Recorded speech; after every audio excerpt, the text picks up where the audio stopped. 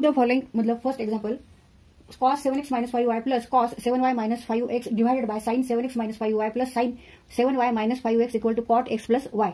आता इथे न्यूमरेटरला cos आणि cos या फंक्शन मध्ये ऍडिशन आहे. अँगल काय आहे इथे 7x minus 5y, इथे अँगल आहे 7y minus 5x आणि डिनॉमिनेटरला sin आणि sin फंक्शन मध्ये ऍडिशन आहे. इथे अँगल आहे 7x minus 5y आणि इथे अँगल आहे 7y minus 5y आणि it is equal to cot x plus y. इथे फंक्शन आहे रेशो आहे cot आणि अँगल आहे x plus y. इथे आपल्याला काय प्रूव्ह करायचं आहे LHS इक्वल टू r. इथे आपण LHS सॉल्व्ह करून घेऊ आणि it is equal to cot x plus y हे इथे प्रूव्ह करू. आता इथे दोन cos फंक्शन मध्ये काय आहे ऍडिशन आहे. अँगल इथे वेगवेगळे आहेत. मग इथे आपल्याला कोणता फॉर्म्युला वापरायचा आहे cos c plus cos d आणि इथे डिनॉमिनेटरला sin फंक्शन मध्ये ऍडिशन आहे. अँगल वेगवेगळे आहेत. इथे अँगल आहे 7x minus 5y आणि इथे अँगल आहे 7y minus 5x. म्हणजे इथे आपण कोणता फॉर्म्युला वापरायचा आहे factorisation formula sin c plus sin d. इथे जसं cos c plus cos d वापरला तसा इथे आपल्याला sin c plus sin d हा फॉर्म्युला वापरायचा आहे. cos c plus cos d equal to 2 cos c plus d upon 2 into cos c minus d upon 2. तर हा फॉर्म्युला आपल्याला इथे वापरायचा आहे न्यूमरेटरसाठी कारण इथे cos आणि cos फंक्शन आहे. cos c plus cos d here c equal to 7x minus 5y and d equal to 7y minus 5x.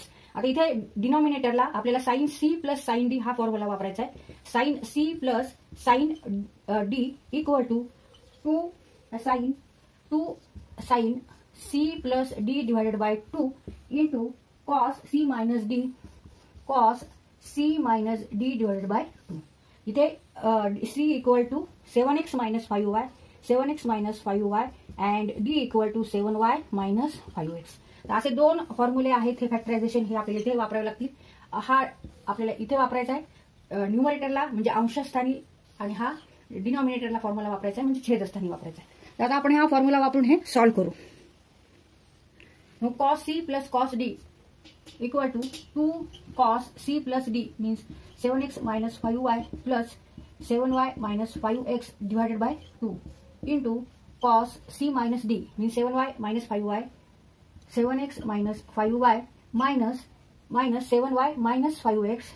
मग हे आपण इथे कंसात घेऊ 7y minus 5x divided by 2. आता हे न्यूमरेटरचं आपण इथे एक्सपान्शन करून घेतलं फॉर्म्युलावरून. आता इथे आपण sin c आणि sin d हा फॉर्म्युला वापरू डिनॉमिनेटरला 2 sin c plus d 2 sin c plus d c plus d means 7x minus 5y plus 7y minus 5x 7x minus 5y plus 7y minus 5x divided by 2 into cos c minus d upon 2. Here c is 7x minus 5y and d is 7y minus 5x into cos in bracket 7x minus 5y minus 7y minus 5x divided by 2. आता इथे आपण bracket मध्ये काय घेतलं 7y minus 5x तर इथे minus करायचं आपल्याला त्यामुळे इथे चिन्ह बदलणार आहेत. 5x चं चिन्ह काय होणार आहे इथे मायनस आहे. इथे काय चिन्ह होणार आहे 5x चं प्लस होणार आहे कारण negative become here positive. Multiplication of 2 negative number equal to positive number equal to 2 cos.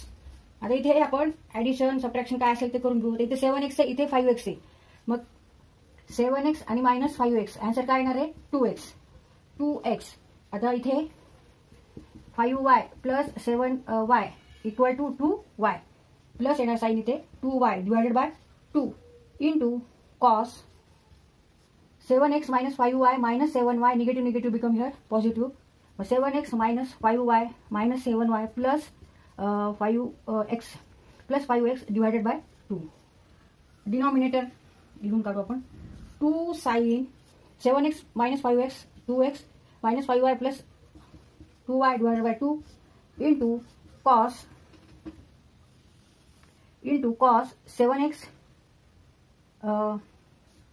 7x minus 5y minus 7y negative become here positive 5x divided by 2. इथे 2x plus 2y divided by 2 इथे आपण 2 हे common घेऊ शकतो कंसाच्या बाहेर लिहू शकतो म्हणजे 2 in bracket x plus y होईल आणि डिनॉमिनेटरला 2 आहे म्हणजे न्यूमरेटरचे 2 आणि डिनॉमिनेटरचे 2 इथे कट होतील डिलीट होतील 2 1 जा 2 2 1 जा 2 आणि इथे 1 in bracket x plus y येईल. नंतर इथे cos 7x प्लस 5x म्हणजे 12x येणार आहे आणि minus 5y minus 7y means minus 12y. मग 12 हे कंसाच्या बाहेर येतील ब्रॅकेटच्या बाहेर येतील आणि कंसामध्ये x मायनस y राहणार आहे आणि डिवाइडेड बाय 2 म्हणजे 6x minus 6y divided by 2. तसंच डिनॉमिनेटरला पण इथे 2 कंसाच्या बाहेर येतील आणि in bracket x plus y 2 2 इथे कट होतील, डिलीट होतील आणि इथे सुद्धा 12x minus 12y divide by 2 म्हणजे 6x मायनस 6y किंवा 6 कंसाच्या बाहेर कंसामध्ये x मायनस y. या पद्धतीने आता दुसरी स्टेप लिहून काढू. 2 1 जा 2 2 1 जा 2 बेक अवे 1 6 6 बेक अवे 12 2 1 जा 2 2 1 जा 2.